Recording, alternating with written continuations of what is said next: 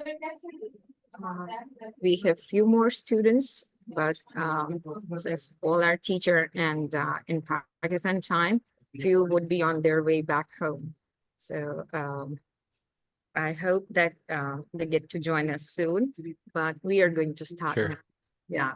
So Okay. officially, once again, I welcome you all, and we particularly welcome our guest teacher today, Dr. Joshua Fisher, who holds a PhD. And I would like to officially introduce him to you all.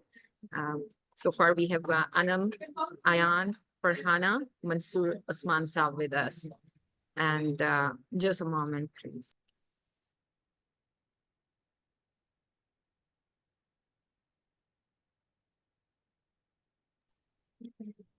Uh, okay, so let me introduce Dr. Joshua T. Fisher, who holds a PhD, and also he's done his master's in educational administration from Oral Roberts University. His PhD is in educational psychology from Oklahoma State University. And Dr. Fisher has served in higher and marketplace education and training. He's been training for most of his career. He has held positions ranging from executive director to regional dean to vice president to president. He currently serves as a leader of several companies, including Progressus, a quality management consultant firm, Interlearn, a higher education consulting firm, Interlearn Institute, and Hartwell Quest. Dr. Fisher specializes in education, educational administration, educational psychology, adult and distant education, curriculum, and quality management. So this is a brief introduction of Dr. Fisher. We are so glad to have you here, sir. Over to you now. And if you'd like to ask about the students, they are here. They can introduce themselves to you. So saving the time, and please take over. Thank you. Well, thanks so much for the opportunity to join you this afternoon for you, this morning for me. It's still dark out here where I'm at. Let me share my screen here. Oh, could you enable the screen sharing?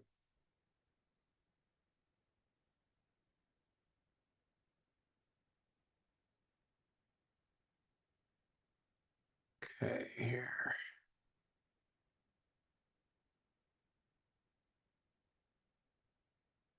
Okay, you should start to see my screen now.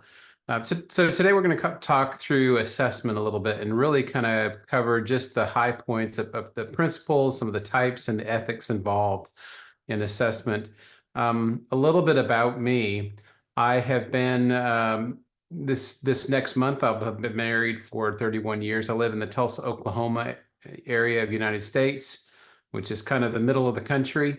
I have 3 adult children and 1 granddaughter, which came last November, and I'm exceptionally happy about that. As you know, as mentioned, I have degrees in education, administration, psychology, and really the majority of my career has been higher education. I've taught over 9,000 students, and much of my teaching has been in the areas of statistics, curriculum, online education, those sorts of things. And then as far as assessment goes, I did part of my graduate work, my doctoral work, studying assessment and evaluation, and have prepared everything from course evaluations to business sector assessments to inventories. I've done the self-study process involved in U.S. higher education accreditation. I recently just developed a brand new assessment plan for an institution, simplifying it significantly for them because they had one that was several hundred pages long, and I took it down to about 60 for all of their departments, and it much easier to manage and use for them going forward. And I've also served as a peer reviewer for accreditation bodies. helping colleges go through their accreditation process. And I'm a certified quality manager, which has a very heavy aspect of assessment. And we'll talk a little bit about that a little bit later. So, but first thing that I'd like to do, if you are able to, and let me get the chat back open here to put this in the chat. If you either use your phone or can go to this link that I'm going to put in the chat and quickly pull in. See if it does it here. No. Sorry, it's not. Let me get out. Grab it another spot here.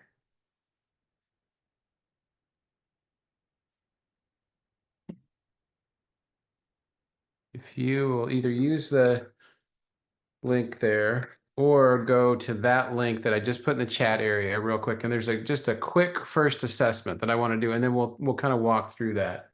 That's a little bit of an assessment, and I'll be able to see the results of that once you go through that quickly.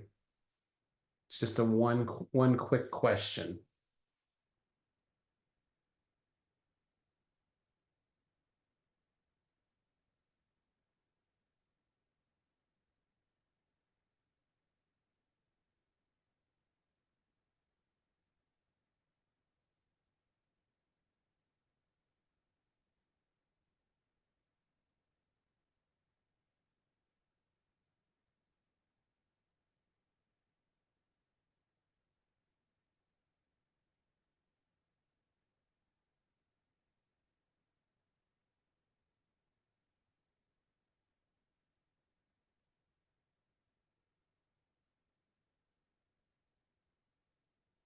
Is that working for everyone to get into that?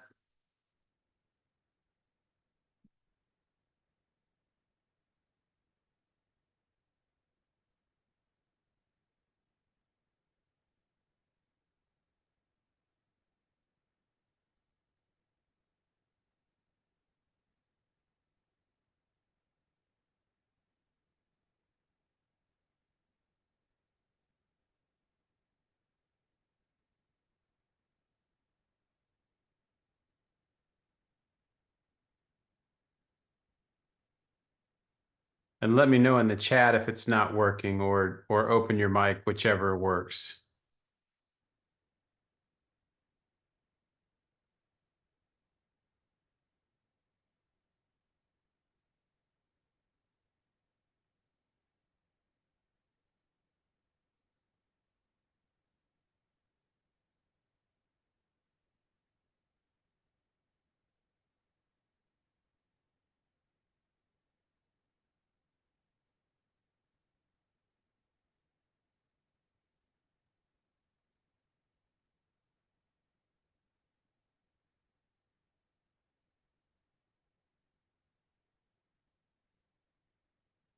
Okay, it's taking too long on submission. Okay, I tell you what, let's just skip that for whatever reason. It's not looks like a couple have logged in, but it's taking a long time to respond, Ian says. So tell me a little bit about your level of comfort with assessment. Do you feel pretty confident in your abilities? Do you not feel confident at all? Or somewhere in between? Kind of open your mic and just let me know. I've done assessment, or I'm familiar with it, or I don't necessarily have a lot of experience in it. Kind of open up. Let's just walk through a little bit of conversation about that, and then tell me, since we're going to open mic, tell me a little bit about your background in relationship to this topic and what you're doing professionally at this point.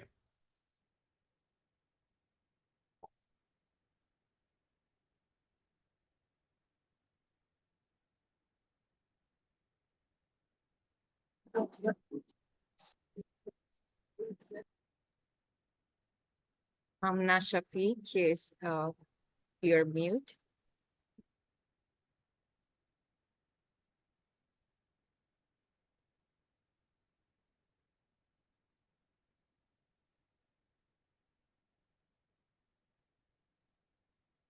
Can we start with Ayan? Would you please introduce yourself? Uh, Good evening or good afternoon, ma'am. How are you? Doing well. Thanks for Good. joining. Uh, Good evening, sir, Mr. Joshua. And Okay, so sir, what's your background and what experience have you had with assessment? sir, right now, currently with the topic of the assessment, I can say that the assessment is like somehow necessary on a regular interval, and I am not getting the actual question you're trying to ask, like, so experience with assessment. I am not getting what you're asking. So the question is, first of all, tell me about your background, what you do, what you've been involved with in your career, that sort of thing. And then tell me a little bit about what you've done with the topic of assessment. Have you done assessments in your work? Have you been involved in that aspect of in within your work, whatever that is? Okay, so sir, my name is Ayan, and I'm doing right now PhD in chemistry, and from last 8 years I'm teaching in different institutes. Right now I'm teaching uh, in a school and dealing with the grade 9 to the grade 12, especially the chemistry.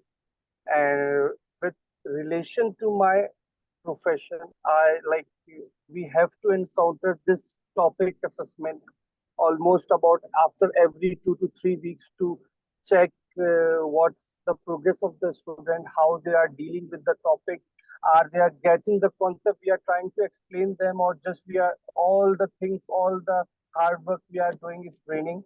So the assessment is necessary for our profession, especially when we are talking about the education. So when there's a bond between a teacher and a student, so even we are not conducting the regular, or you can say the formal assessments, having the exams type of things, but still we have to conduct the questionnaire or some quizzes type of thing in our regular class, so that we can ensure that whatever we are conducting, whatever we are doing, is going in a good way or not. Very good. My wife is a chemist and she is in the oil field industry and has been for a number of years. I calculated at one point she has a knowledge base in the oil field that is like 0.00 something percent of the world have her knowledge base because it is so specialized. And my on the flip side, I remember chemistry, and I remember that the thing that I hated the most was significant figures. So that's been a long time ago for me, but she's very active in a database. Sir, So please don't say this that you hated the significant figures, because that was the easiest topic of chemistry and was the that's what she fundamental. says to me too. That's so easy. Why was that just difficult for you? I don't, it was a mental block for me, I guess. That's just not, I mean, I love math, but that particular aspect of it, I just couldn't wrap my head around it. And she goes, why is that so difficult for you? It's so easy. So you're exactly right on that. Okay, who would like to go next and tell us about your background and assessment experience?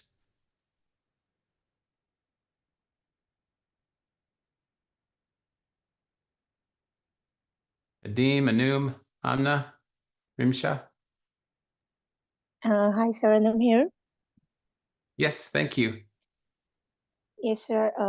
My name is Anand Shib, and I am a housewife specifically, and I did my master's in economics from Punjab University, and I don't have much experience regarding teaching, but I'm trying to do it now.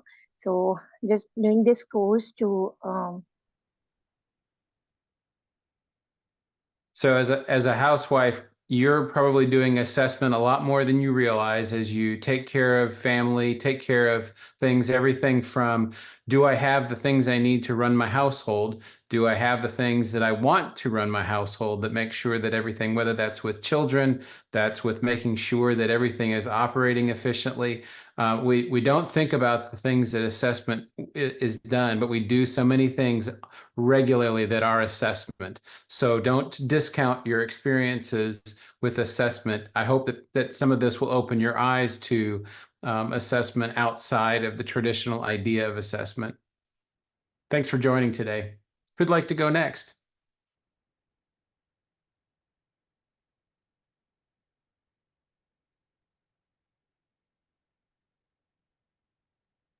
May I? Yes, go right ahead. First of all, good afternoon. Say again, I'm sorry. Am I audible?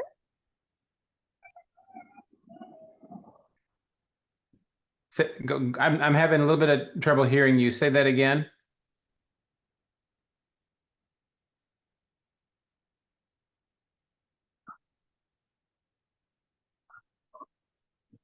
Yeah, good morning, sir.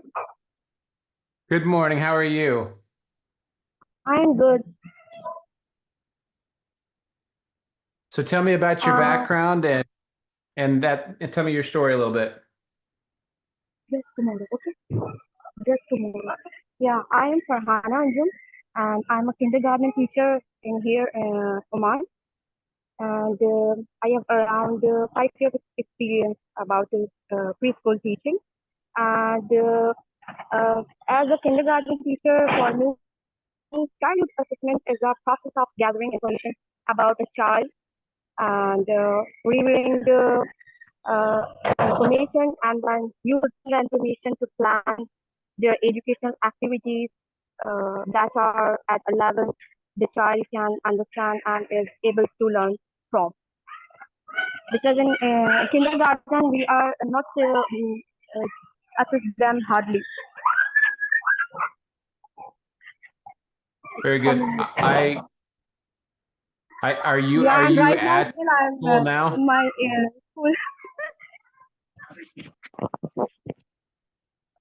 Yes, I did early on. I did some substitute teaching in kindergarten, and I realized very quickly that I am not.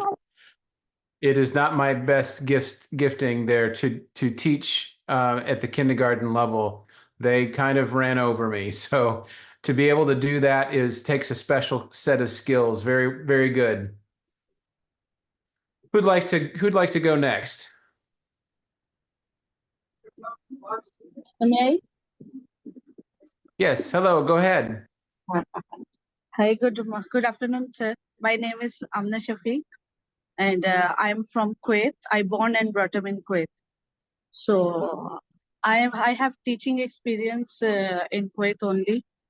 So just Okay. now I have to move in Dubai. That's why I take this course, because I saw that there is more opportunities in Dubai of teaching. Because in Kuwait I did my bachelor's also in Kuwait. So now I have to move in Dubai for my teaching experience. So that's why I took this course. Very good. Very good. Would anyone else like to share? If not, we can move on to the next piece.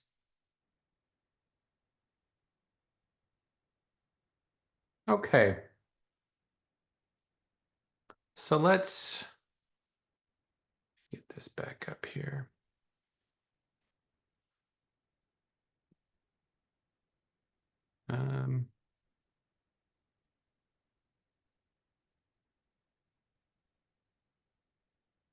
So the things we're going to cover today, we're going to talk about principles of assessment, kind of understand some of those pieces that, as we look at assessment from various aspects, we'll walk through that, kind of looking at the purpose and the importance of an assessment in a learning cycle and really understand some of the challenges.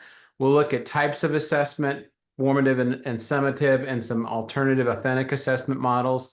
And that probably I'll spend the most time looking at some of the authentic assessment models, especially as we have a very diverse group and looking at various ways that we're doing assessment and how it can be done. And then we'll look at some of the ethical sides of it. So I wanted to have a fairly generic, straightforward assessment definition, and this gives you that definition. Honestly, unless you just have a love for doing assessment, assessment, when you think about it as a topic, can be generally boring. And that's the piece that we want to make sure that we're not letting it get boring and we realize the importance of it. So make sure that as you're thinking about assessment, whatever field you're in, that you keep it as an important aspect and make sure that it is lively, to keep the measurement of what you're trying to measure at the center of what you're doing. So that's a good definition. You think of assessment not as a specific instance, but as a process. It is across the board. It has you looking at the data to help you make decisions about your next steps. That could be decisions about how you improve. If you're teaching, assessment helps you improve your teaching. If you're helping your student learn, that helps them to continue to learn and get better. Can be done both in education, it can be done for the individual class, it can be done for the department, for the institution as a whole, and really lets you be able to make improvements based on the data that you're pulling.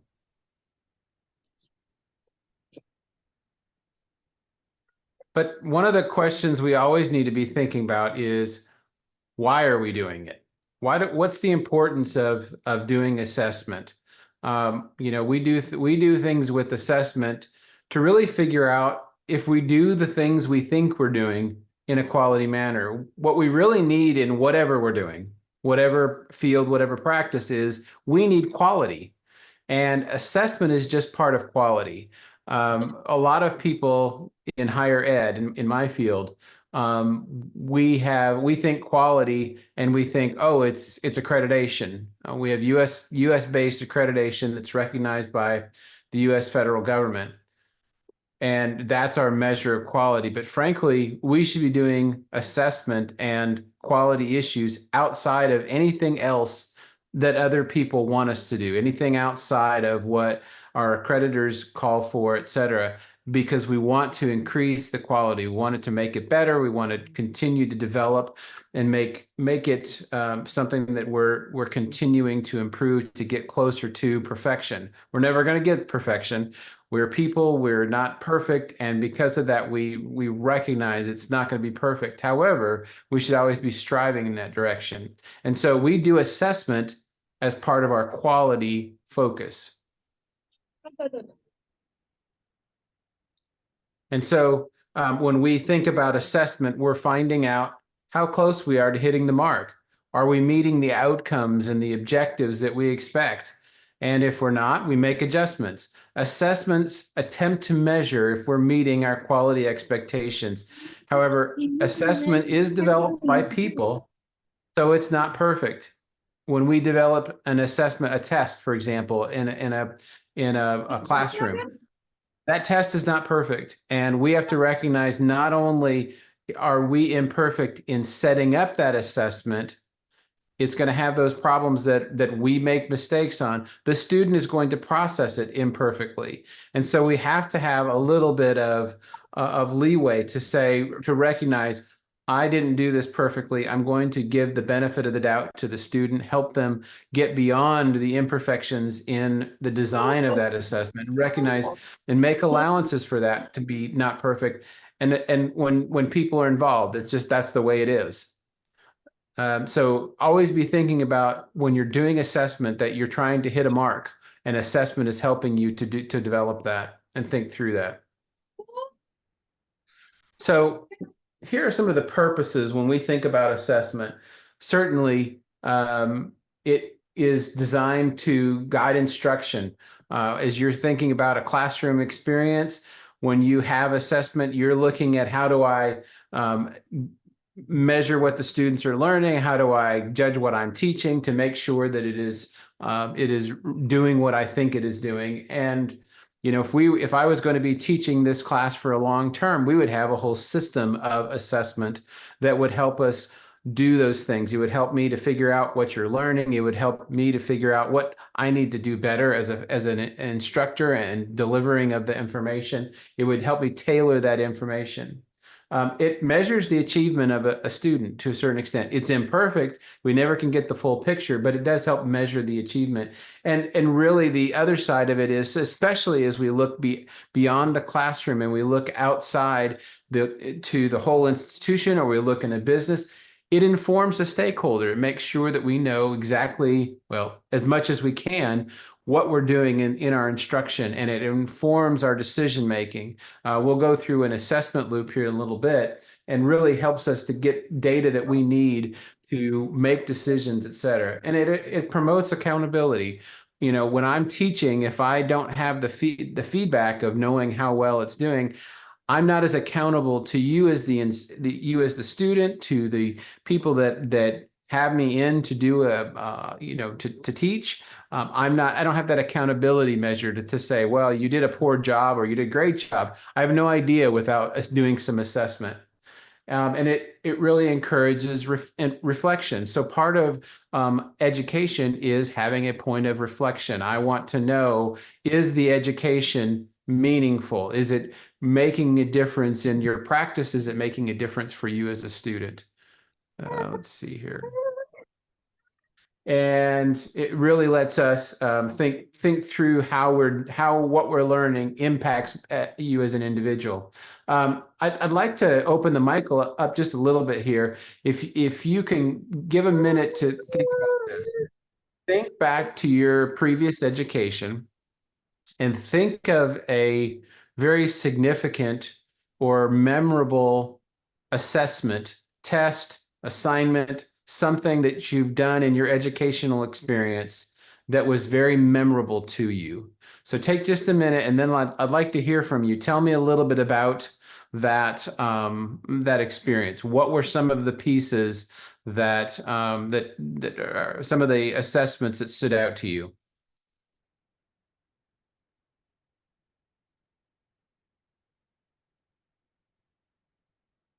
And when you're ready to go, you can open up your mic and let's talk about that.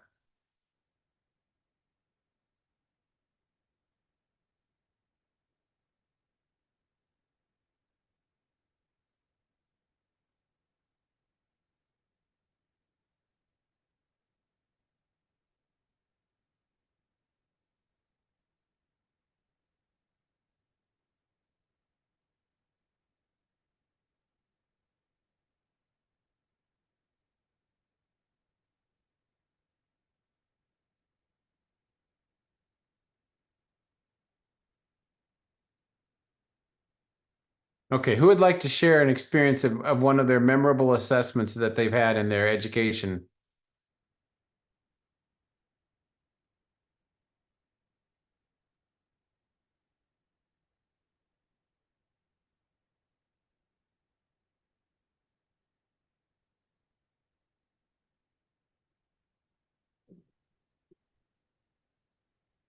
Ian, go ahead.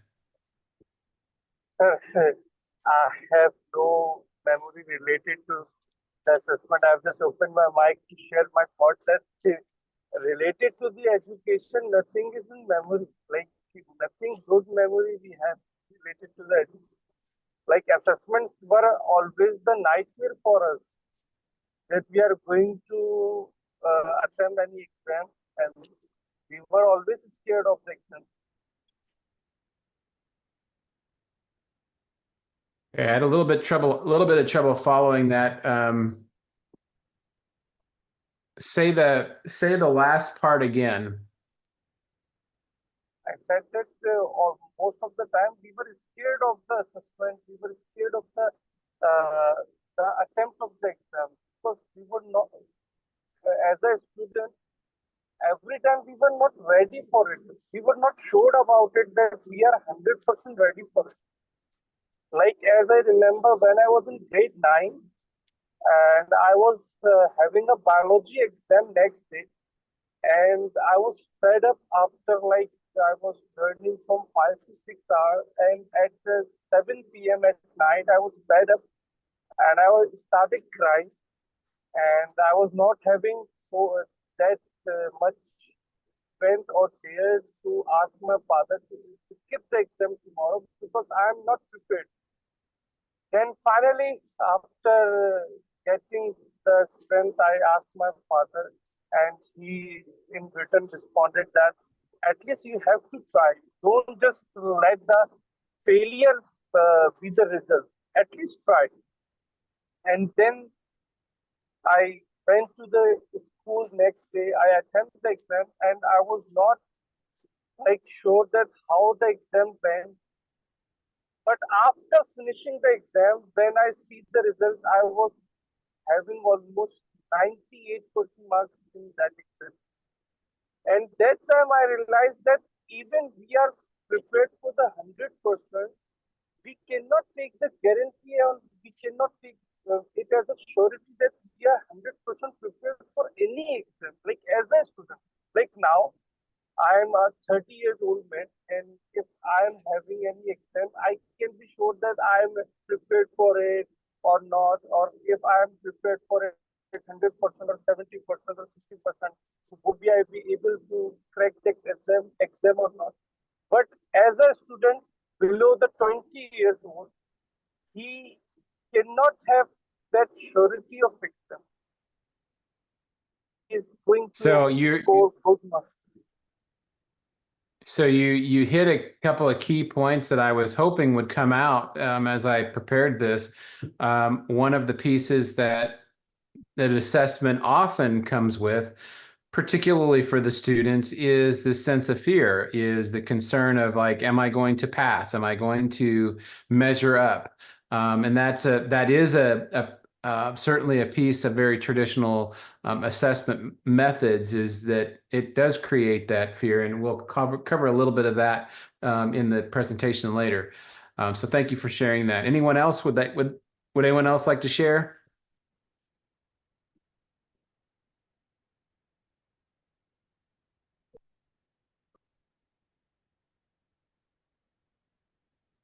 Okay, let's move on. So let's talk a little bit about when I think about assessment, particularly as it relates to the aspect of higher education assessment or education assessment. This is kind of how I think about it in these two graphs. So first of all, there's on the left side of the screen, I start at the top of like, this is the institution and this is what we are supposed to be doing, our mission, our vision, our objectives, and it goes down to a specific program within the institution and the objectives for that program, and then down to course objectives and then unit objectives, et cetera.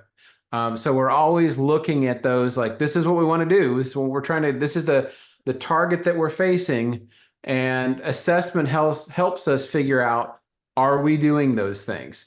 And on the right-hand side, you see just a pretty standard assessment loop.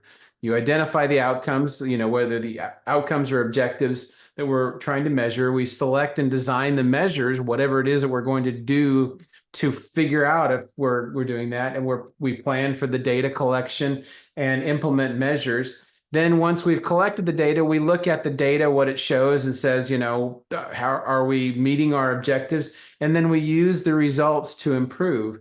And then if we're improving, do we need to adjust our outcomes? Do we need to adjust our objectives? Make sure that those are updating. And this is what's supposed to happen, excuse me, in a general assessment process. We start from the top of the organization and we move down to the very specific course unit assignment objectives in order to see if we're doing what we're saying we're doing. And the assessment loop fits whether you're reviewing student learning, course department objectives, organizational objectives.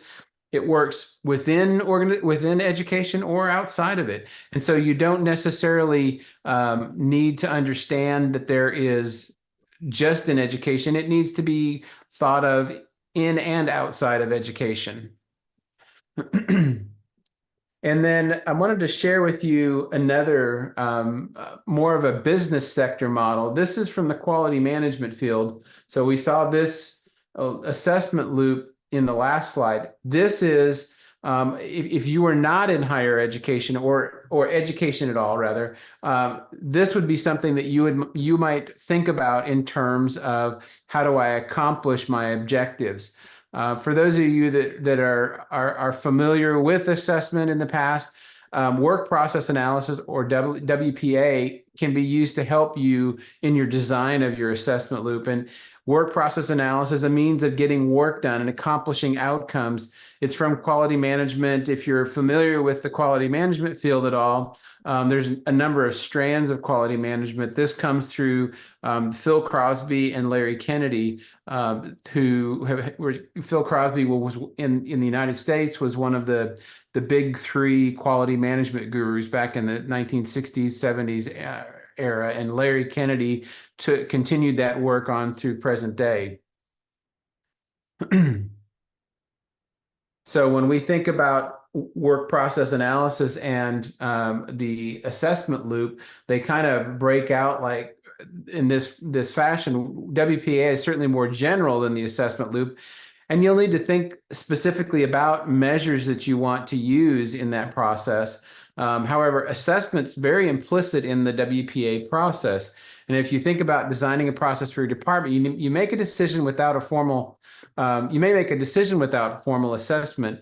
However, you would need to have researched how to do it right and calculate what it would cost as you with your data. And then you would decide on your course of action, then you would implement the work process and improve, et cetera.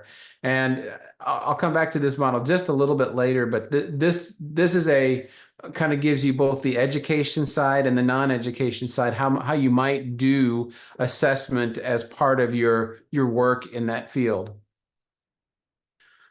One of the very big problems that I see in assessment, in particularly in education, is what we do assessment, but we don't fully do it. You remember the previous slide with the assessment loop, and to me, the biggest challenges that I see with assessment is that it's not used properly. There's a failure that often happens, most often at the institutional level. However, it can happen at the teaching level too. When we think about assessment just at the teaching level, a teacher may do assessment and only worry about one aspect of it. They may only worry about getting a grade. And for me, the getting the grade is one of the few the lowest levels of use for the assessment process. And certainly assessment should be about ensuring learning, but it's often just about that grade. In my education practice, I was the classic overachiever, if you're familiar with that concept. I always did very high level work, and I really pushed to get that higher grade. I was very concerned about what grade am I going to make in this class? How am I going to, my grade point average, everything like that. So it didn't necessarily, I wasn't necessarily focused on the learning aspect. That was a poor decision on my part, and many times where I was so focused on the grade and not about the learning. But that was part of what the teacher focused on too, and the institution focused on too. So when we think about the assignment and doing an assessment for the specific assignment, no matter what, we need to be thinking about the learning. No matter what the assignment is, even if the assignment is ridiculous, if the class or the teacher are terrible, we need to be thinking about what should I be learning in that process? What should the student be learning in that process? And the grade has some importance. It has some application to the learning of it. There is some correlation, of course. However, it's not the only way to measure learning. It's not the only thing that we should be thinking about. And as a constructivist, as a theoretical constructivist, I personally would like to find a better way than grades to talk about learning. So we often have this problem as we go through some of the steps and we collect the data, but then we never do anything with the data. And that's the big challenge that we face in assessment, is that we don't necessarily do anything with the data to help us improve, whether that's the student learning, the teaching ability, the ability to accomplish the institutional objectives, et cetera. Some of the other challenges and the principles that we'll deal with in here, you can see that these particular areas, validity and reliability, bias and fairness, practicality and feasibility, alignment with the learning objectives, and really student anxiety and motivation. That was one of the things that we just talked about. I said we'd be covering. So in the next two slides, I'm gonna walk through each of these. But let's think about these in terms of your own practice. As you think about whatever you're doing, assessment in each of our areas is important, and it deals with these challenges, these principles, as we're working through them. But let's start out with validity and reliability. When you think about the validity, we want to make sure that it measures what we intend it to measure. So if it's valid, if our material is valid, we know that we're going to be measuring the things that we're trying to measure. And if this is an easier one to talk about in terms of education. If we had a math test for example, second graders, very young students, if we wrote it in such a way that the comprehension skills required to understand the math course were so high level, that wouldn't really be measuring the math piece that we want to measure. It would be measuring their ability to comprehend the reading piece. So that would make it an invalid measure. Instead, we want to make sure that the test is geared towards the specific audience. We want to make sure that it covers the specific topics, and it doesn't have some detracting piece of information that makes it invalid. And reliability is, does this measure consistently the same things with different times, different people, different groups? So, a reliable test would get similar results under pretty much consistent conditions. So if you were doing having them prepare a paper on a topic, that would pretty much be the same. Certainly there might be some different points made. They're going to have different writing styles, but really if that measure is reliable, it's producing kind of the same things generally each time. I used to do an assignment in a class that I was teaching where the students would have to get up and do a 2-minute presentation, a verbal presentation on any topic they wanted to. And it was I did it in a class that was brand new higher education college students. So their first class in their undergraduate degree. And I would say, okay, get up there, do your presentation. And after everyone presented, but we got through everyone presenting, I started reading off some of the things that were issues in their presentations. And then what would happen is I would say, now, I want you to understand all these things that I noted were not from you. They were from other students that I've observed doing the same thing you're doing right now. That made the assessment that I was doing reliable because it was across populations. The same things that I was seeing with those other students, I was seeing with them. And it was to let them know, hey, your presentation skills are right where they're supposed to be. You need to be able to relax on that and be comfortable in your presentation. We'll work together to get you, to improve your skills there. But don't worry because you're right where you're supposed to be. And reliability is recognizing that there's that consistency across the measurement of different groups. Bias and fairness is another piece of it. And since we're, most of you are not in the US, I don't think anyone is in the US. There's certainly some cultural and language bias, everything from the ability to understand dialect and the understanding of different languages. I like to tell this joke. It's one of my favorite jokes is, what do you call someone who speaks 2 languages? Bilingual. What do you call someone who speaks 3 languages or more languages? Multilingual. What do you call someone who speaks 1 language? American. because most Americans are not bilingual. And that aspect of it, that cultural difference, is something that is keen to America. We most of the time have not studied language as well. And so if I was putting together an assessment and it had a very American perspective, that would be wrong if I'm going to deliver it to a different group. So wanting to make sure that we have the cultural aspects and the language bias removed from the test, doing anything we can to remove that. If I talked about only American issues, then it would be inappropriate to deliver that that assessment elsewhere. We want to make sure that that we're covering the population, or the subpopulation that we're discussing, we're talking to, we're speaking to. We want to make sure that those biases are removed as much as possible. And then making sure that all students have an equal opportunity to perform well. If I was putting something in there that made it very unfair, let's say that I was writing an assessment in Hindi, and I gave it to a student who was just learning Hindi, and it was written at the high level, that wouldn't be fair to them. If I was writing something in Spanish or in French, and it wasn't something that they had good experience with, that would be inappropriate for me to deliver that. If I was talking about statistics and I went with a brand new student who's just starting to learn statistics, and I said, okay, I want you to do a multivariate analysis of this, and they hadn't even talked about descriptive statistics, that becomes a problem because they have no basis for understanding. They have no foundation. So that's not a fair assessment.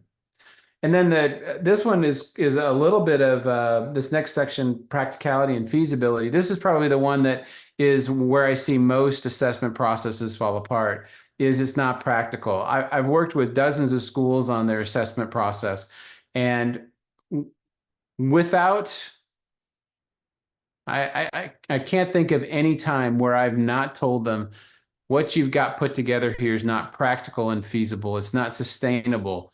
You put together a system of assessment, and it's so difficult, so complex, and so overly cumbersome that it's too difficult for them to keep up with.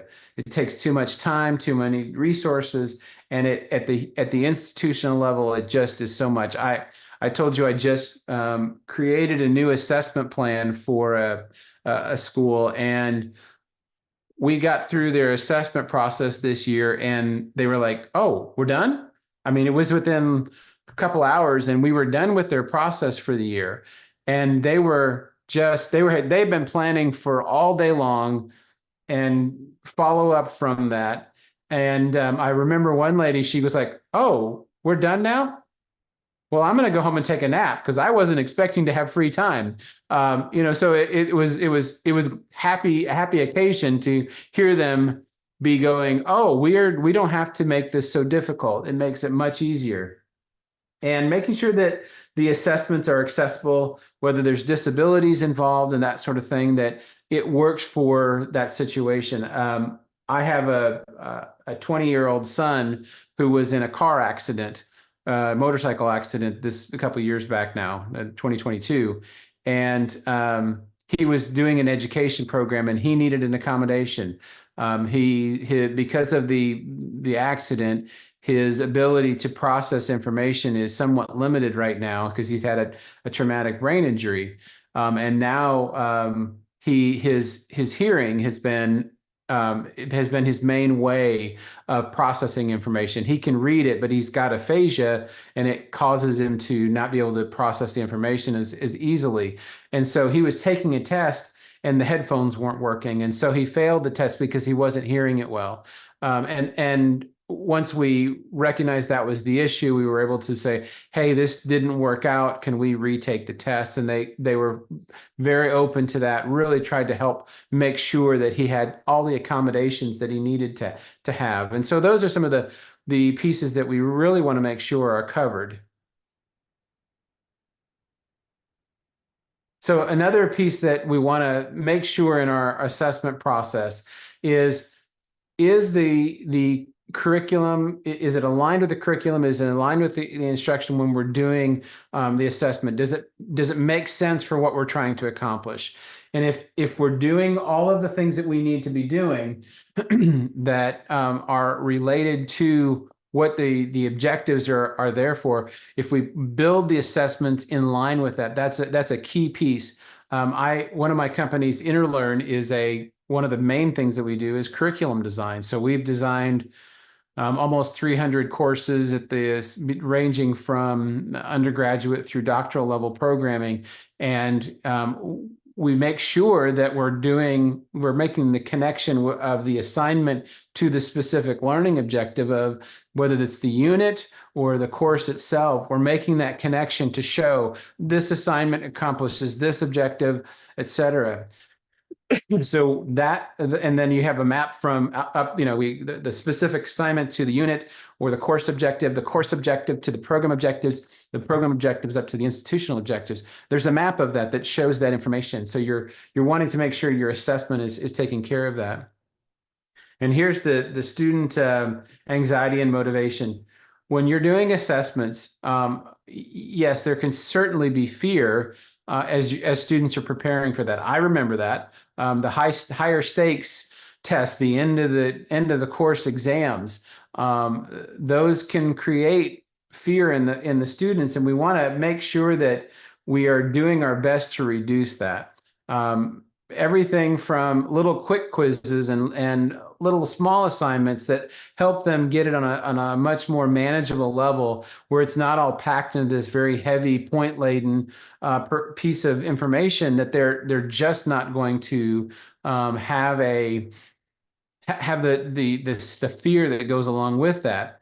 We want that low level of fear so that they're able to learn the information more readily. So I had in here a quiz, and I'm going to put this in the chat area. Let's see if this one works better than the last one. If not, we'll just move on. This was a quick quiz, just helping you to connect those principles with their definitions, et cetera. So if you're able to log into that or scan that code, whichever, try that and see if it works. If not, we'll move on. And let me know in the chat area if it works for you.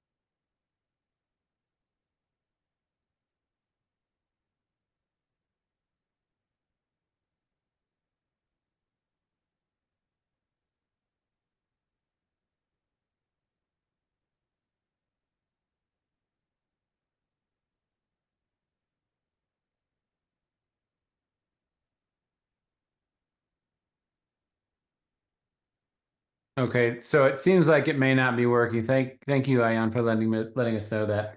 So we'll just skip that. I had tested it out last night, and of course, it works fine for me, and then it doesn't work for everyone else. So I apologize for that. And that is an aspect of assessment that you have to recognize. This is an access issue that we have to take into account, that the system didn't work. And if stuff doesn't work like we intend, you need to be ready to jump and move on to something else and really not penalize the student. That would be okay. So we have one person that was able to submit it. Let me see if it's pulling up here.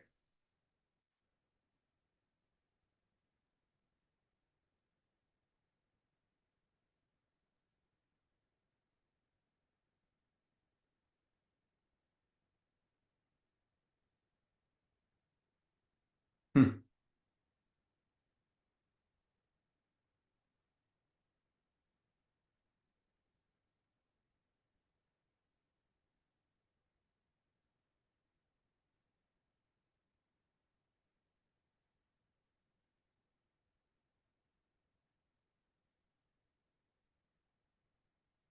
Yeah, so I see that Samaya has or several have submitted now, and it shows that I have reached additional participants. However, it doesn't give me the results for some reason. So we'll just go ahead and move on to the next piece, and let's talk a little bit about the aspect of that as we move on. We'll see if it shows up a little bit later, and I'll pull that up. But let's move on to some types of assessment. So this is probably getting into more of the meat of what you're hoping to hear on assessment.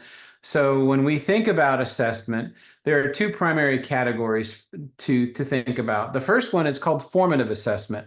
And what we've done so far in our session today is there are formative methods of assessment. We are doing it at the beginning, during the learning period. So you're thinking about ongoing assessments that you're going to do little checkups. You're going to have different ways to think through the instructional process to improve learning. Obviously, if we were taking more time, I would be updating the method. So next time, I probably wouldn't use this one to do the gauge.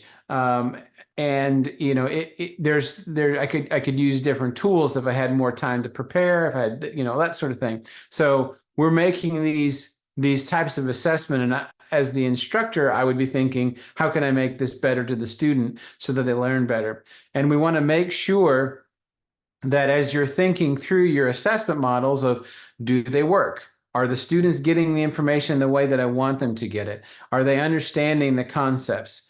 What little things can I do to measure that, rather than these big end of the unit, end of the session assignment, test, whatever, that is so high stakes that causes that fear and trepidation? That's the piece we don't want to have. We want to have just like, does this make sense? Are they connecting with that information? And so when you think about your types of assessment, in the formative areas, you can see on our graphic here, it could be a quiz or a short test. It could be classroom discussion. It can be homework assignments. You could have peer reviews. You could use exit tickets, a specific type of checkup to see what are they doing, what have they learned, what have they processed. And you're trying to check on those learning gaps. What didn't connect that I was looking for? What things did I need to highlight better? Do I need to follow up? Like, based on what I learned from these assessments, do I need to follow up and cover some information again? If we have that data, we can then go back and say, hey guys, I noticed there was a big hole as I was processing your assignments, whatever. Let me give you an example. In 8th grade, we had to write an essay for our English class. And we wrote an essay. And after reading the essays, our teacher came back to us and said, hey, class, I noticed something as I was reading your papers. It seems that most of you, except for one student in the class, really doesn't understand the structure of how to write an essay. And the student who did understand, actually was a writer for the school newspaper. So he understood how to write more effectively than the rest of us. And so she, based on the assessment, was able to go in and say, okay, here's how I need to teach you better. Here's how I need to prepare you more on the topic of how to do this thing, how to write an essay in this particular case. That was a formative assessment that she did. Lower pressure, didn't necessarily have a lot of weight, and she was able to help us improve her teaching as part of it. So it really, the formative assessment guides the instructional adjustments that are needed. And it really helps us as students to go, okay, based on that, I can improve this area. Oh, I see that weakness that this assessment is helping to identify. And it helps us to grow as a student as well. So that's the formative assessment. That happens throughout, beginning, throughout, during, all that stuff, to help us make corrections and make improvements. And then there is the aspect of summative assessment. And summative assessment is at the end. It happens at the end of an instructional period, at the end of the whole unit, at the end of the whole course, to really find out, did we meet our learning outcomes, our learning objectives? It measures how well this student achieved those objectives. And it provides kind of this comprehensive evaluation of student learning and informs some of our decisions on whether the students are progressing well and certification of their results, that sort of thing. And it can be used for accountability purposes. I would have to say that this probably is one of the bigger areas that is misused. So a summative assessment gives that high stakes, that fear. More often than not, it's the fear of the student.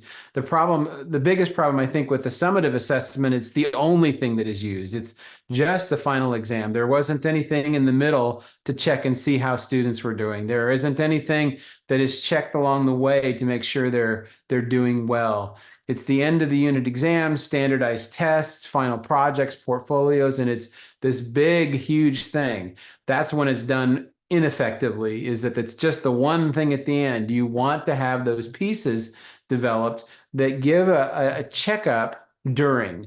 And so a summative assessment is important, but it needs to be in combination with a formative assessment. And now let's jump over to this next slide. And this is a piece that I really want us to understand. So much of what we are talking about in assessment, whether it's formative or summative, I want to point to another way to categorize our assessment process. In traditional education, many times we think of tests as the assessment that is given to check learning. Objective tests can be much easier to render a score or a grade, as they can check a definitive right or wrong answers, and they can calculate a percentage based on that. More subjective exams, an essay test, a short answer test, they're less difficult to prepare, but they are more difficult to grade. They take more time to process the information, but they can often get to nuances that are not as easily found in an objective exam. So there's some balances there. And while tests, they're pretty widespread in traditional education, I want to suggest that using alternative or authentic assessment may be one of the more powerful models that you can use. I mentioned the curriculum company that I have. Except for one set of courses that are designed to go along with the certification process, we do not use traditional tests. You will not have a test in any of our courses. They're designed with authentic assessment. And when I say authentic assessment, I'm talking about doing assignments and projects, et cetera, that they might do in the real world, out in the field. So for example, let's say a business program is designed and as one of the assignments, they have to do a presentation on the topic that they might do out in the field. So let's take accounting. They're taking an accounting course. Well, I might want you to review a financial statement and give me a summary of what that means, an example summary financial statement means to the business. I would want you to look at it and say, okay, this is the year-long profit and loss statement based on the specific quarter. Well, the specific quarter has these differences from the overall year, and because of that, we know we're projecting to go this direction in the business. That's something that they would do in the real world, as if they were an accountant for a company. Having a quiz on that same information might help them to learn some facts and figures. It's less memorable. It doesn't help cement that material in their minds as well. I was thinking when I asked you guys some of your significant memories about assessments, I was thinking back to mine as well. There's a couple of those exams, and I was in a fairly traditional program. There was some where they were, a little bit more authentic in their models. One of them was an exam that I had prepared for the exam into the class, And once I got and it was okay. I was ready. I could have done okay. But I got into the class and I completely changed what I was going to do.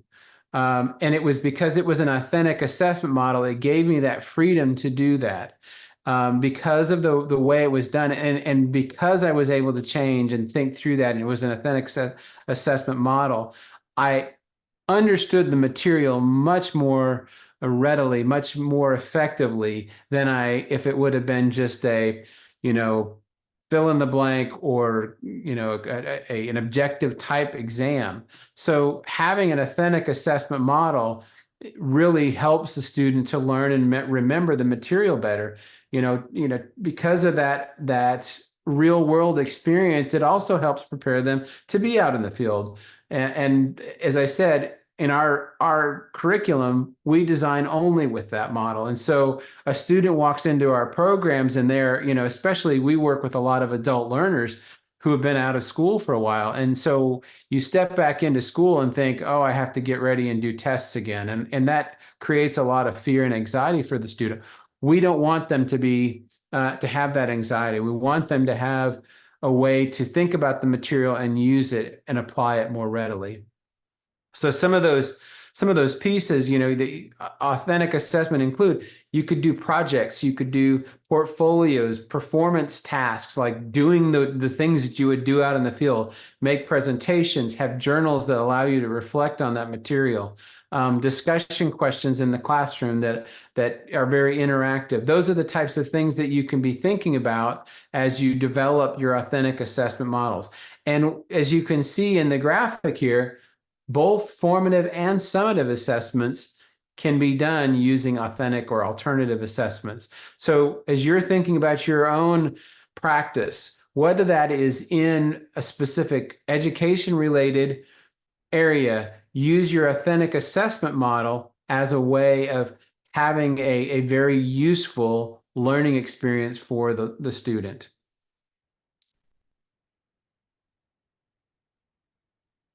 So to go on this a little bit further, you're using very non-traditional methods to emphasize the specific application of knowledge and skills, and to really think about what the student is learning and how they might apply it in the field. And I will say this last point, that it aids in retention.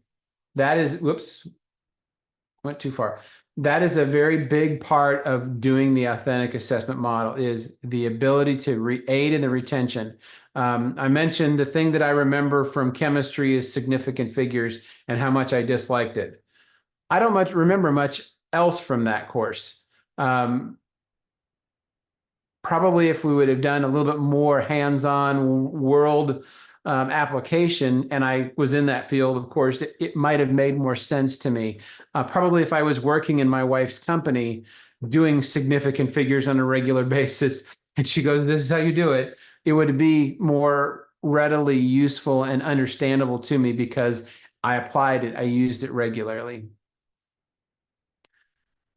Let's see here. So let's take a minute. Yeah. So let's take a minute, and I want you to think through. Let's do a little bit of an assignment. We've got about a little bit over 40 minutes left in our time here, but I want to have you think about the principles, challenges, and types of what we've covered so far, and develop an alternative or authentic assessment for a lesson that you might teach. So think about your topic, and I want you to use your topic to develop an authentic assessment. It doesn't have to be huge. Just kind of jot down some notes, okay? Put together an authentic assessment. I'm gonna jump back to this previous slide so you can have this as ideas. Doesn't have to be limited to this. You could do whatever you would like as far as an authentic, but if you're doing something different, remember that it needs to be something that they might do out in the field with the information. Okay, so take a few minutes, and then we'll kind of open the mic up and maybe talk through some of the ones that you put together, okay?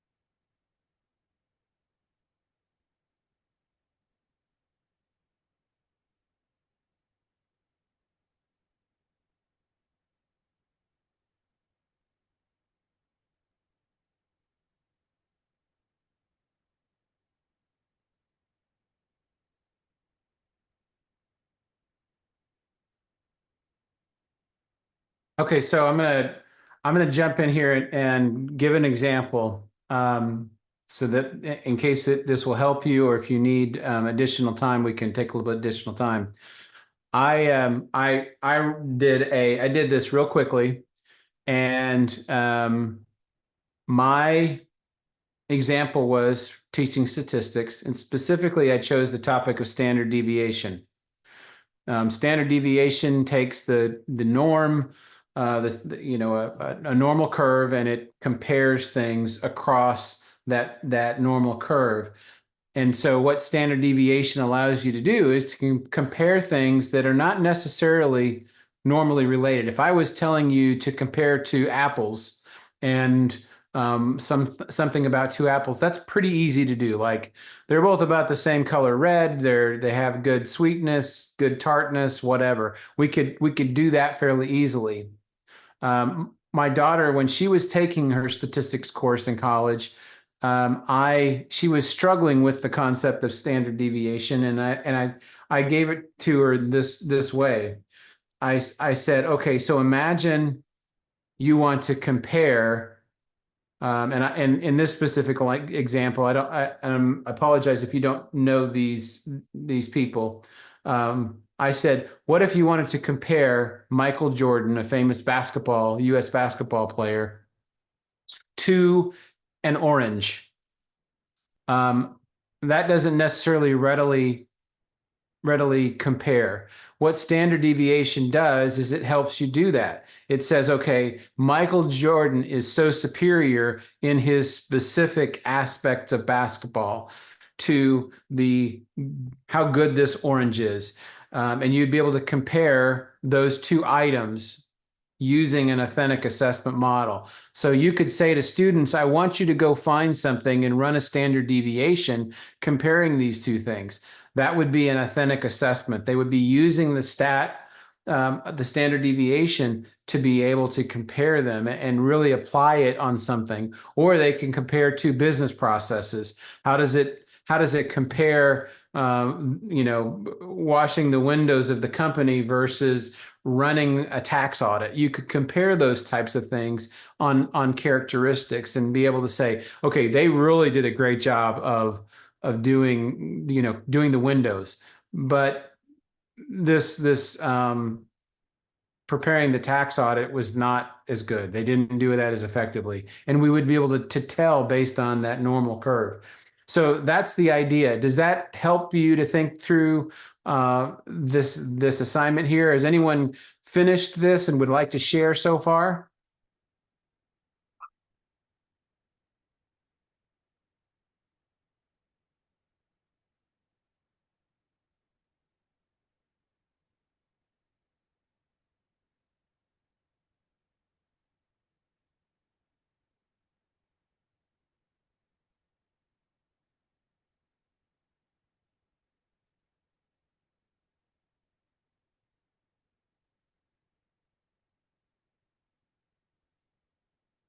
Are there any questions on doing this?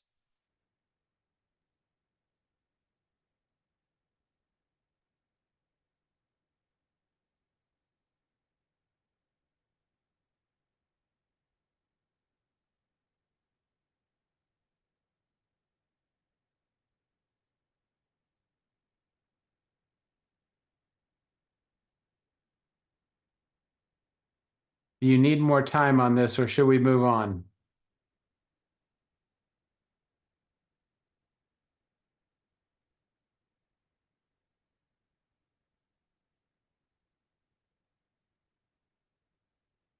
Okay, let's go ahead and move on. And if you want to discuss this further, we can do that a little bit later. Okay. All right. So one of the things as we move into the area of assessment ethics, I wanted to bring you back to the aspect of quality management. Quality is what we're seeking when we're doing assessment. We want quality teaching and learning, or quality department, institution, et cetera. And there are a number of principles that I'll share about ethics, but I want to cover a foundational one, and that is the aspect of zero defects attitude. And I'll walk you through what that things. When you think of zero defects, This is the look that I often hear or see from individuals when I say 0 defects. They kind of look at me funny. I get, people are going, 0 defects is not possible. And I alluded to that earlier on. We are people, we make mistakes. Oops. We make mistakes, and it's just really improbable that we're going to get everything correct all of the time.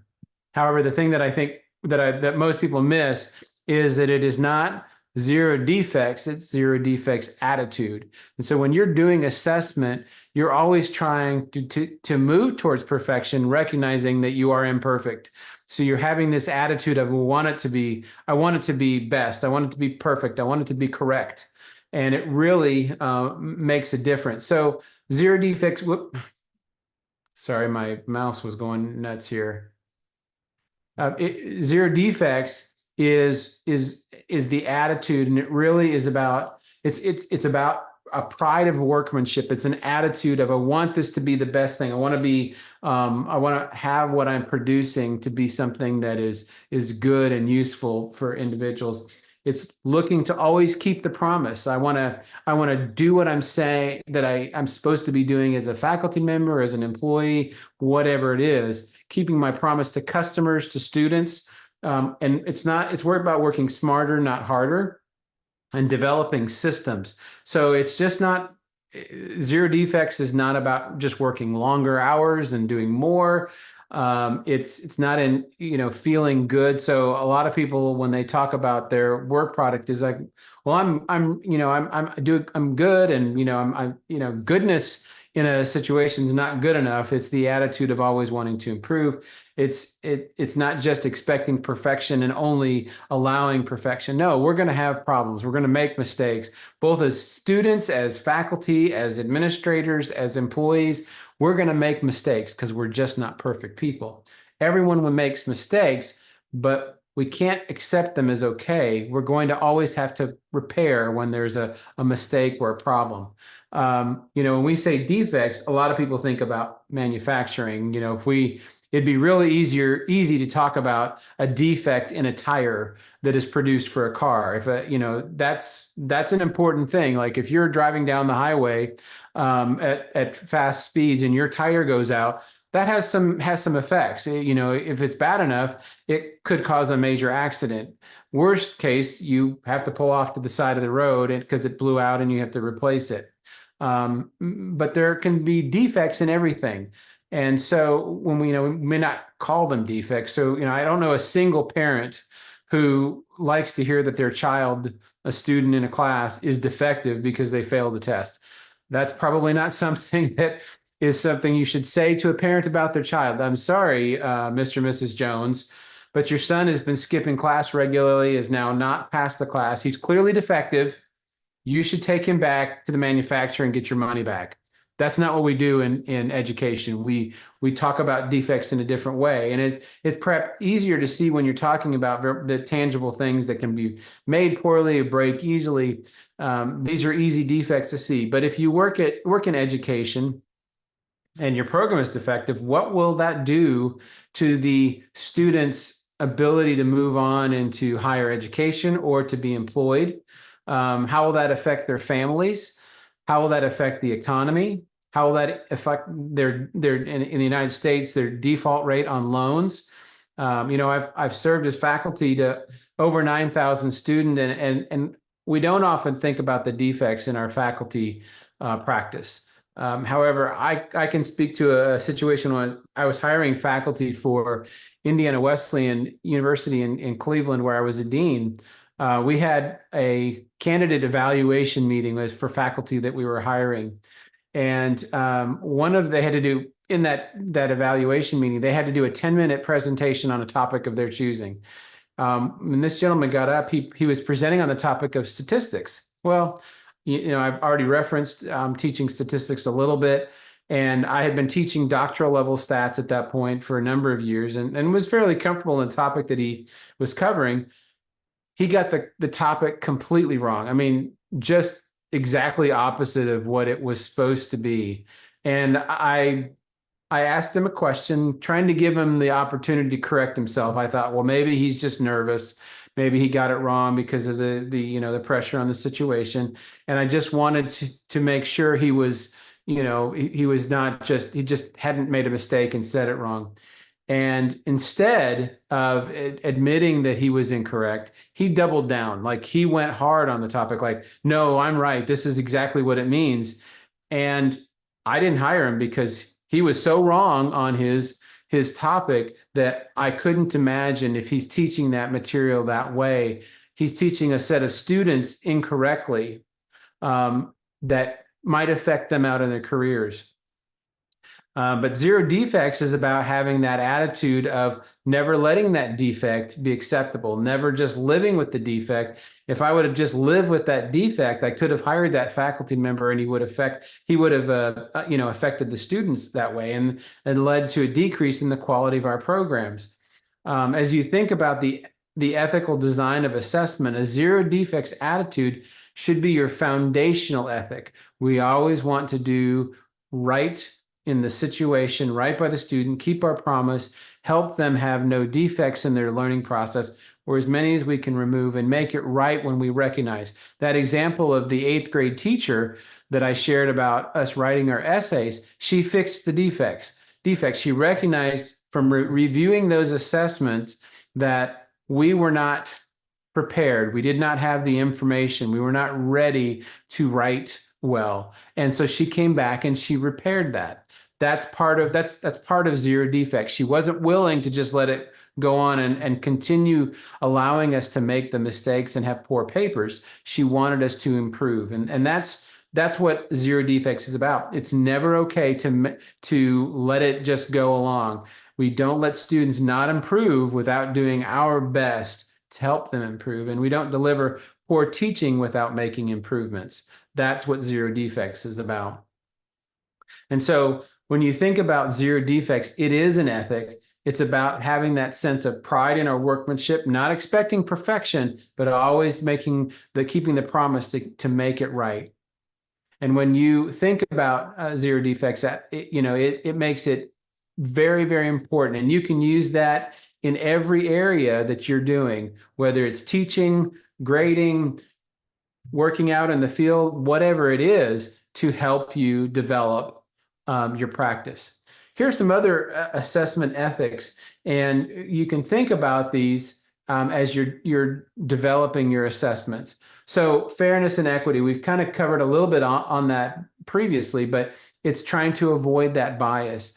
We wouldn't want to deliver an assessment that is specifically biased. If we knew that only 5% of our students are going to get this particular topic, it probably means that we didn't do it right. We didn't prepare an assessment to really assess what student learning was. I think about my oldest daughter is a petroleum engineer, and she was going through her program at University of Tulsa here, and she took a particular class, and everybody in the class except for one student failed this particular exam. And the response of the faculty member was, well, I did my job because one of you passed. That's not correct. There was severe defects in his assessment. There were severe defects in his teaching practice because he didn't include the whole group. He didn't get the bias out of there. Sure, there are going to be people that are going to be able to pass almost everything that you do. But if you're not trying to get the assessment and the teaching done well, you're going to miss that opportunity. So remove that bias, provide the accommodations when there are accommodations needed. Certainly in the United States, we have a process that if a student has some disabilities, we work with them as part of their learning opportunities to help them get better. I don't know how that works in your area, but that is something that you should be thinking about. If there's someone who needs some accommodations, work with them. Try to help them to be able to comprehend the information. Give the opportunities for students to do the right thing. Making sure they have opportunities to do right rather than opportunities to do wrong is very important. Not only does it help them grow as a student, grow in their confidence, grow in their abilities, it gives them a foundation. Like let's start with the things you know. When I was first learning statistics, well before I was teaching it, I was learning the concepts of linear regression. Now, I was very good at algebra in high school. I taught myself. The structure of the class was the teacher was there and would cover the material, but we could work ahead. And I worked way ahead. I was done with the class well before the course was over. I loved it. It was very, very appealing to me. So I understood algebraic equations. I understood the formula of a line. Well, linear regression is a lot about the formula of a line because you're trying to do a predictive value of what the data is showing. And so when I got to linear regression, I was struggling with it. I couldn't understand certain aspects of it, and I finally set aside time with the faculty member to help me understand it better because I kept missing things, and I kept talking about the formula for a line. And once he understood that, he's like, "Why do you keep talking about the formula of a line?" He's like, "Well, I understand that. I get that piece of it." He goes, "Okay, now based on that, you're doing that part right. So let's talk about these other aspects of linear regression that you're missing." And he was able to use the part that I was doing right, that I understood, that I was covering, that I got that knowledge base. He was able to use that to help me grow as a student and grow my knowledge base. Transparency is another aspect of the ethic that you should consider. We don't want to keep our students in the dark as to what we're going to measure. We want them to understand what's important. You can do this a number of ways. One, you want to always publish your instructions and make them very clear. You shouldn't have tests that are gotcha. The idea of gotcha, like I got you, I made you fail this exam because you didn't know it well. You didn't do it well because I set this test up to really catch you in your mistakes, catch you in your lack of knowledge. No, that's part of what that fear aspect is when we go to take final exams is you're afraid of the gotcha moments. Like, okay, everyone's going to miss this one, and I got to be prepared for that. No, we want to make sure that they understand that there's very clear assessment criteria, and we want students to understand. We don't want them to guess what they're supposed to do. We want them to understand how to do it well, and to meet those expectations. So we need to have clear criteria using a rubric. And if you're familiar with rubrics, that basically is a set of things that you're looking for in an assignment or something like that, and they can be scored on those things. So be very transparent in your assessment process, making the students very well aware of what's going to be measured. And another ethic is confidentiality. Certainly in the United States, we have a law called FERPA, Family Education Right to Privacy Act, and that governs us on our privacy issues with student records, and student records include their grades. So, I, as a member of the public, can't go to a college and say, "I want to know what your students are making on these particular assignments." No, I can't do that without the student saying, "Yes, give that to them." And that confidentiality is important for students to know. I can learn this material, make the mistakes that I'm going to make because I'm human, and not be afraid of that affecting other things in their life. So, grades are a thing that are often part of the educational experience, of course. And if everyone knew that you failed specific assignments or courses, that might affect how they interact with you, how they process the information, that sort of thing. So we always want to work to protect their privacy and the students' information and their work, securely store assessments and data that we're collecting. And if you're having to report that data, we want to make sure that we're analyzing that information for research or reporting information. And certainly, we talked about validity and reliability. We want to make sure that we're using valid and reliable assessments as much as possible. There's a limited amount that we can do at times with validity and reliability, and we could spend a whole session on just validity and reliability aspect of the assessment. But we want to make sure we do our dead level best to design well, to fix and make right when it isn't right, that sort of thing. So here's what I'd like for you to do as a next section here. Let's talk through, or let's talk through these ethical dilemmas. Look at each scenario, and I want you to go through and think about how the response should be given the scenario. So, for example, in the first one, a standardized test includes questions that are culturally biased, disadvantaging students from certain backgrounds. How should the educator address the bias to ensure fairness for all students? So, for example, if I'm doing everything from an American perspective and I'm talking about things that are just specific to Americans, that's not fair to international students. Sure, there might be some students that get it, that understand those specific aspects, but if it's covering that information, I shouldn't expect a student from Dubai to understand the daily life of what's going on in an American teenager. That doesn't necessarily translate. Conversely, I shouldn't have an American understand everything that's happening in Dubai. That's not fair. So think through each of these scenarios and kind of walk through your head of how you might address those issues. And I'm going to give you a few minutes here to do that, and then we'll come back and we'll kind of start wrapping it up.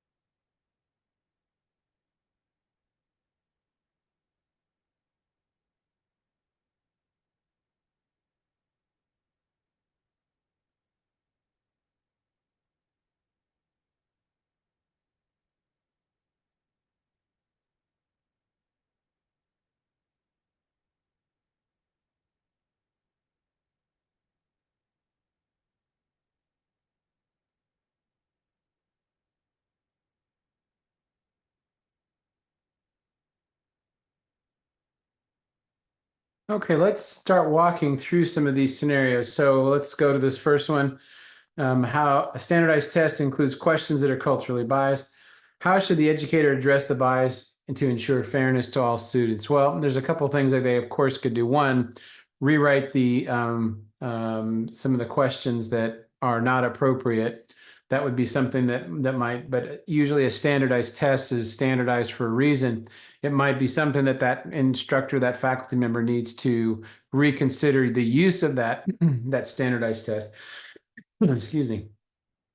The second one, administrator pressures the teacher to inflate grades to improve the school's overall performance metrics. Should the teacher comply with the request or maintain academic integrity? Yes, definitely. I wouldn't teach to the test or inflate the grades. That would be certainly lacking in ethics. If the administrator is pressuring the teacher to do that, obviously that creates a pretty difficult, sticky problem.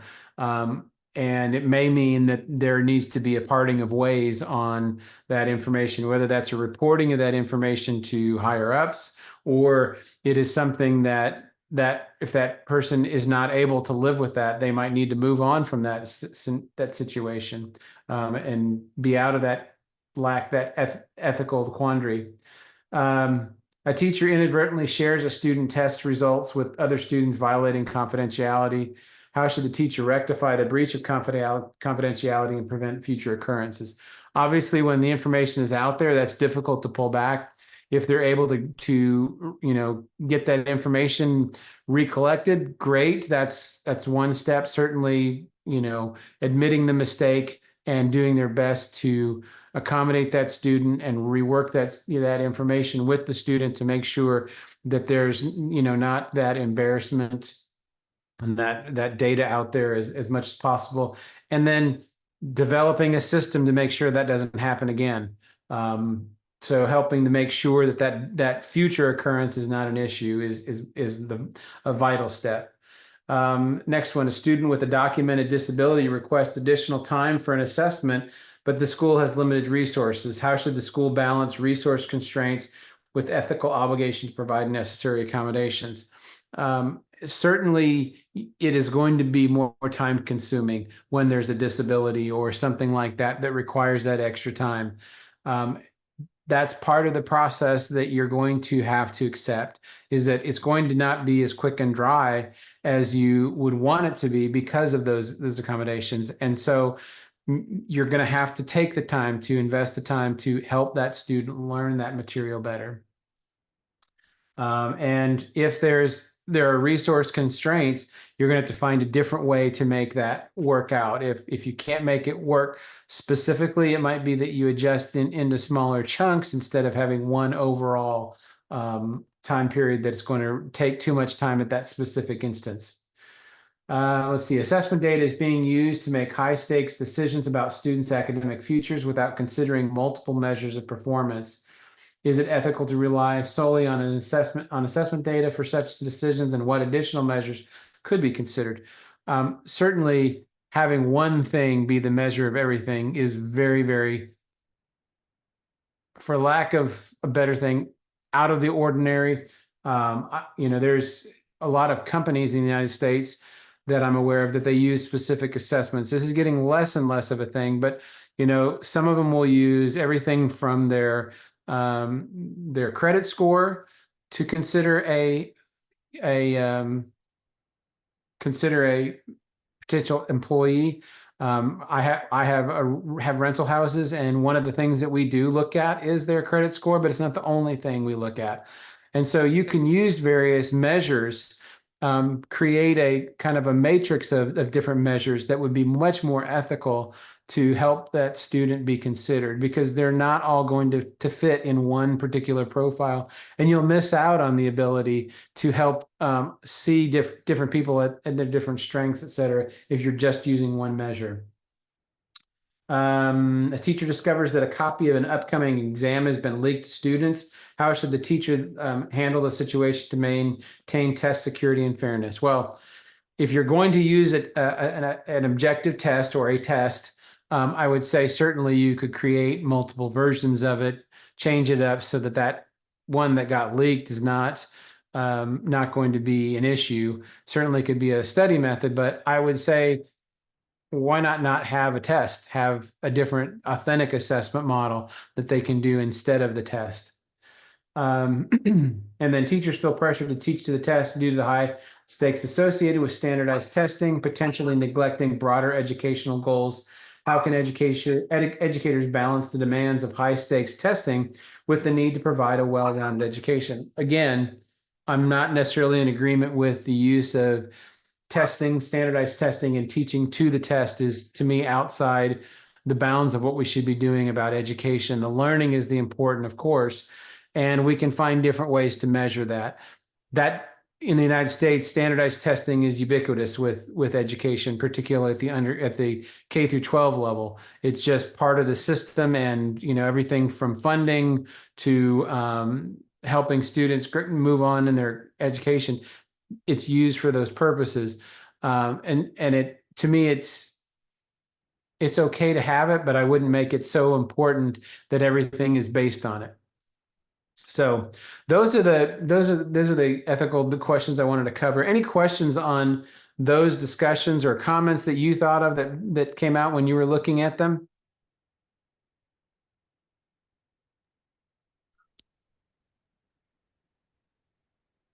Mr. Joshua, Yes. regarding about the second scenario, in which the administrator are pressurizing the teacher to inflate the grades.